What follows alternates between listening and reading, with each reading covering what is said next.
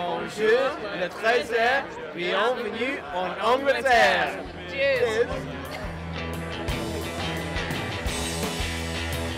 À l'heure où Big Ben annonce la fin de la journée de travail, c'est un appel auquel les Britanniques ont du mal à résister.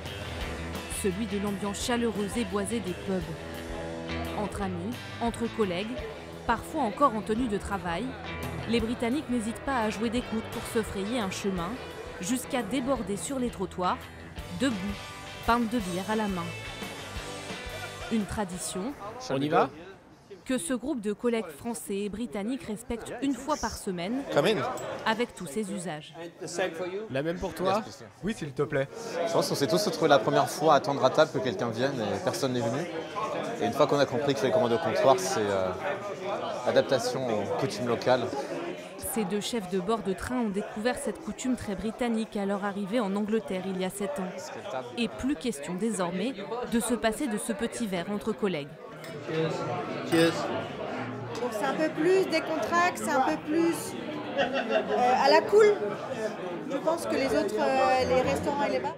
Tradition adoptée par les Français donc, une fierté pour les Britanniques de la tablée qui les ont initiés. C'est bon, maintenant tous mes amis français sont presque britanniques. Le pub, c'est tout simplement une partie de nous. C'est une si grosse part de notre culture et de notre vie. Animés en soirée, mais aussi tout au long de la journée, y compris le week-end. Le dimanche, c'est une autre coutume qui imprègne les pubs. Le Sunday roast, littéralement le rôti du dimanche. Un moment de détente en famille. Mais dans les cuisines de ce pub londonien, c'est surtout le plus gros service de la semaine.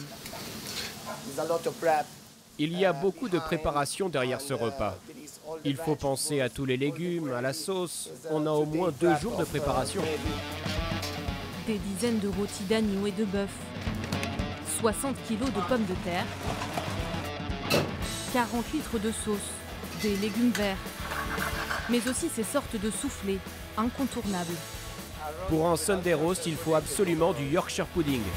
Un repas très consistant qui suit toujours la même recette pour recréer le goût des dimanches en famille.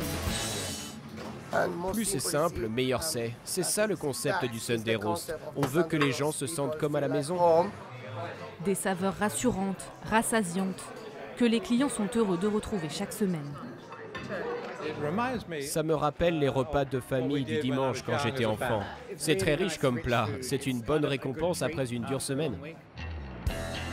Des habitudes immuables, façonnées par les siècles, car les quelques 60 000 pubs britanniques d'aujourd'hui sont les héritiers d'une longue histoire que ce spécialiste a retracée, jusqu'à l'origine du mot pub, et même bien avant. Avant les pubs, les gens vendaient de la bière directement chez eux, dans leur maison, des maisons privées. Et puis le mot pub, qui vient de public house, maison publique, a été inventé vers 1800, quand on a commencé à construire des bâtiments pour vendre de la bière, plutôt que d'utiliser la maison de quelqu'un. Mais loin de se reposer seulement sur cette identité traditionnelle, le pub d'aujourd'hui a dû évoluer pour rester l'endroit préféré des Britanniques.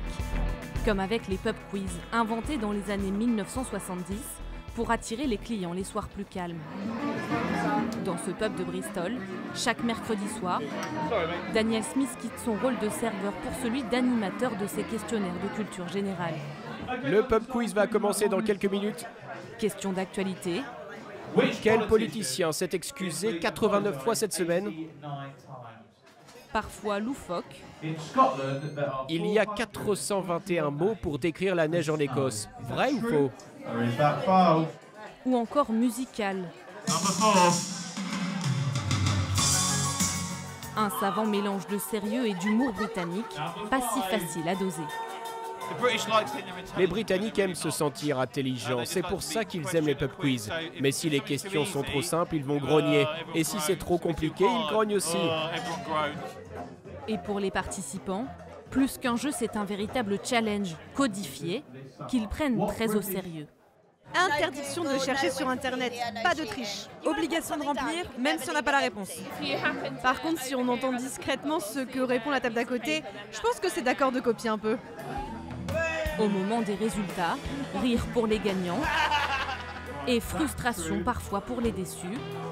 Mais tous restent bons joueurs. Signe que même après des centaines d'années d'existence, le pub sait toujours rapprocher les gens, comme une institution qui rythme la vie des Britanniques.